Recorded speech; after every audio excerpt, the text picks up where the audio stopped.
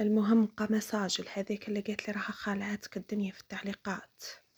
ادو تخلعيني بكلامك وتقولي لي خالعتك الدنيا وخالعينك صوالح الدنيا. يا اختي انا خالعيني صوالح الدنيا. هذه الهضرة هذه تعلمتوا تقولوها للناس وتخلوهم ما يخدموش وتقولوا لهم قال ماء والراس في السماء، قال خبز والماء والراس في السماء.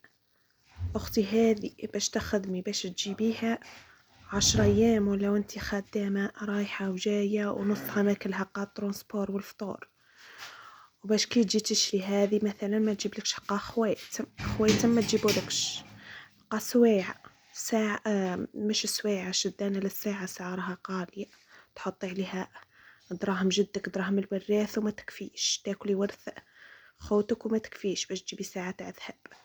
هذرك قباش تشري بها قا سلسلة باغوغ، مش باغوغ وشدان الباغوغ قال موتيف ما تجيبولكش تاع نص غرام تاع ذهب وتجي تقولي لي خالعتك الدنيا. انا نقولك الدينار هبطه، نقولك رانا نخدمو نحرثو نجرو مش طايقين، دراهمنا ماكلها قا الترونسبور ماكلتها قا المواد الغذائيه. ما تهبلوناش، كتبونا تعليق محترم وتعليق منطقي ولا ما تلعبوهاش بلاكم عايشين في الجزائر اللي ماناش عايشين فيها حنايا.